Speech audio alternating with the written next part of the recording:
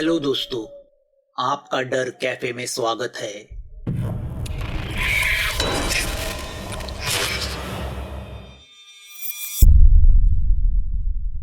ऋषिकेश गाड़ी से उतरता है। अब ऋषिकेश सौरभ के उस घर को देखता है। घर थोड़ा पुराना था मगर मेंटेन था। आसपास फैले कोहरे की वजह से वो रहस्यमय लग रहा था। बंगले के बाहर एक बल्ब जल रहा था। उस पर बहुत सारे कीड़े भिनभिना रहे थे। बारिश की जोर जोर की आवाज उस माहौल को और भी भयानक बना रही थी। ऋषिकेश जब कॉलेज में था तब एक बार वहां आया था। अब उस बात को 15 साल गुजर चुके थे मगर अभी भी उस इलाके में कुछ बदलाव नहीं हुआ था। ऋषिकेश अपनी बैग उठा के दरवाजे के पास आता है और बेल बजाता है। उसकी अपेक्षा से कुछ जल्दी ही दरवाजा खुलता है और उसे सौरभ का हंसमुख चेहरा नजर आता है।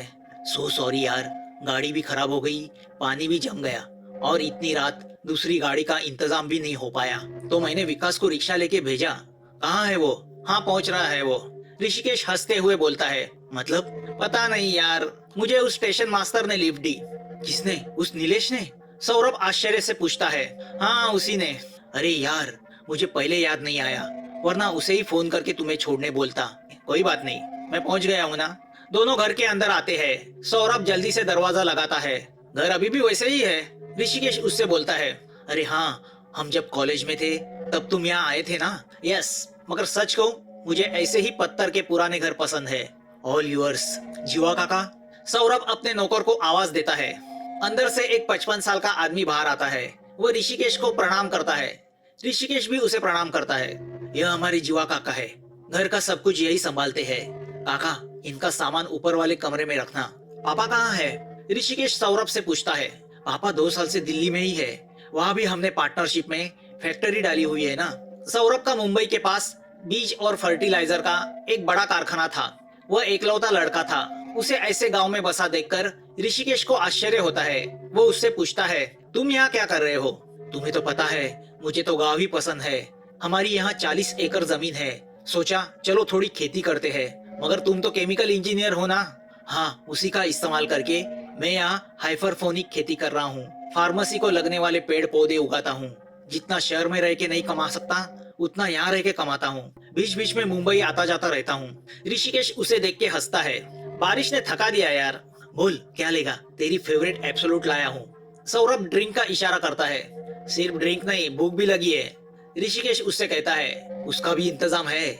मटन रोगन जोश और चिकन टिक्का बनाया है तेरे लिए, खूब जमेगी। जब मिल बैठेंगे 3 यार, तू, मैं और ये बरसात। दोनों हंसते हैं। पहले मैं फ्रेश होता हूँ। ओके ऋषिकेश, ऊपर रूम में ही अटैच बाथरूम है, फ्रेश हो जाओ फिर बात करते हैं। ऋषिकेश ऊपर रूम की तरफ बढ़ता है मगर उसकी नजर से कुछ बातें नहीं छूटती। जैसे सौरभ की गाड़ी सचमुच खराब हो गई थी कि रात के अंधेरे में वो भी बाहर निकलने से डर रहा था। सौरभ ने इतनी जल्दी में मेन डोर बंद करके उसे लॉक किया था। वो भी ऋषिकेश की नजर से नहीं छूटा था। नीलेश ने उसे रास्ते में ही गांव के ऊपर पड़े काले साये के बारे में बताया था।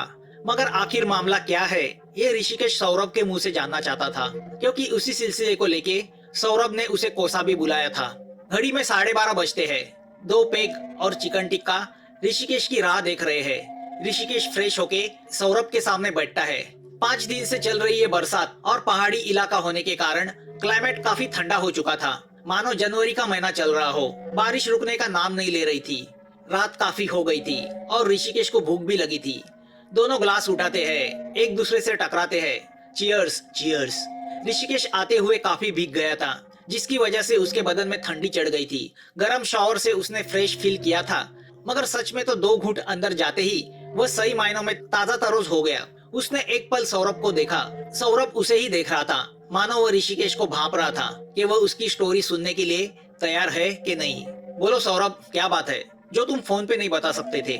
ऋषिकेश एक टिक्का का पीस उठाते हुए उससे कहता है।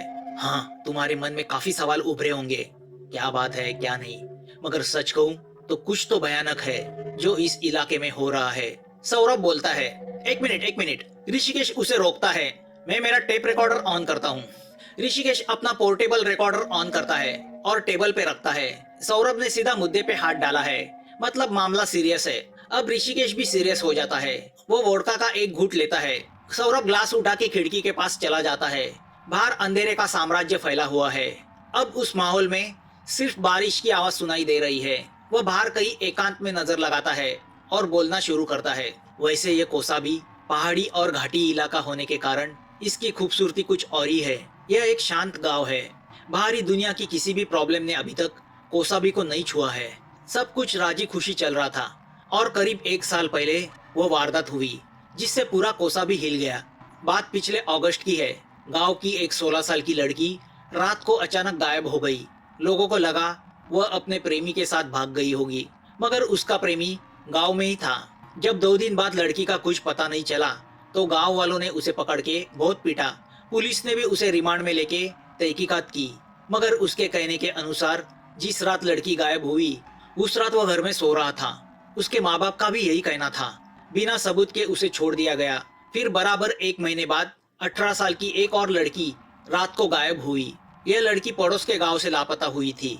उसे बहुत ढूंढा गया, मगर जब कुछ पता नहीं चला तो पुलिस ने कुत्तों की मदद ली, मगर सभी कुत्ते गांव की हद तक जाके रुक गए और जोर जोर से भौंकने लगे। उसके बाद हर महीने में इस गांव से और आसपास के गांव से एक एक लड़की गायब होने लगी। उनका कुछ पता नहीं चल सका। सबको यही लगा कि कोई सीरियल किलर या पागल खूनी है जिसका यह काम है, मगर ऐसे में वो वाकयात हुआ। जनवरी में हमारे गांव से एक लड़की गायब हुई और उसके पड़ोस में रहने वाला 24 साल का रामू नाम का युवक गांव की सीमा के पास मरा हुआ पाया गया। उसका सर किसी ने इस कदर मरोड़ दिया था जिससे वो पूरी तरह पीछे की तरफ मुड़ चुका था। इससे पहले सब यही समझते थे कि यह काम किसी इंसान का है, मगर रामू की हालत देख के सबको यकीन हुआ कि यह काम किसी अमानवीय ताकत का है, किसी भूत या पिशाच का। सौरभ थोड़ा रुक जाता है। ऋषिकेश बॉटल उठा के एक पेग बनाता है और सौरभ की बातें सुनने लगता है। सौरभ आगे बोलने लगता है। 2 महीने पहले 3 लड़के दातेगढ़ किले से मुंबई जा रहे थे। रात को वो रास्ता भटक गए और कोसाबी आ गए। रात का समा था। तीनों बहुत दारू पिए हुए थे। उसमें से एक लड़के को सुसु लगी तो वह गाड़ी रुका के नीचे मुतने उतरा। तभी उसे एक लड़की दिखी और संयोग से गाड़ी में बैठा दूसरा लड़का उसे अपने मोबाइल कैमरा से शूट कर रहा था। तो वह सुसु करने वाले लड़के ने उस लड़की को रास्ता पूछने के लिए रोका। उस लड़की ने कुछ जवाब नहीं दिया और तभी उस लड़की में परिवर्तन हो गया। देखते देखते वह एक भयानक चुड़ैल में बदल गई। उस लड़की ने झटके से उस लड़के की गर्दन पकड़ी और मुर्गी की गर्दन जैसे मरोड़ते हैं वैसे उसकी गर्दन मरोड़ दी। वह लड़का वहीं पे मर गया। बाद में उस लड़की ने यानी चुड़ैल ने गाड़ी में बैठे उस दूसरे लड़के को भी वैसे ही मार दिया। तीसरा लड़का जो लकीली पिछली सीट पे सो रहा था वो किस्मत से बच गया। उस लड़की का बाद में कुछ पता नहीं चला। वह लड़की हमारे गांव की लड़की थी और उसका नाम सुनंदा था। पूरे गांव वालों ने और पुलिस ने पूरा इलाका छान मारा, मगर सुनंदा का कुछ पता नहीं चला। कुत्ते भी गांव की सीमा के पास आके भौंकने लगे। उस शूट करने वाले लड़के के मोबाइल की उस क्लिप से सबको असलियत का पता चल गया। यह काम एक चुड़ैल का है। गांव वालों ने तंत्र मंत्र, साधु, फकीर, यज्ञ और न जाने क्या क्या किया, मगर यह मामला नहीं रुका। पिछले महीने पड़ोस के गांव से और एक लड़की गायब हुई। सौरभ अपना मोबाइल निकाल के ऋषिकेश को एक वीडियो दिखाता है। ऋषिकेश वो वीडियो देखता है जिसमें चुड़ैल बनी वह सुनंदा किस तरह लड़कों को मारती है।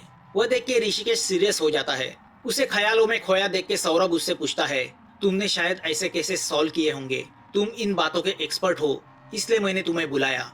अभी तक 11 लड़कियां गायब हो चुकी है। ना लड़कियां मिली ना उनके शरीर।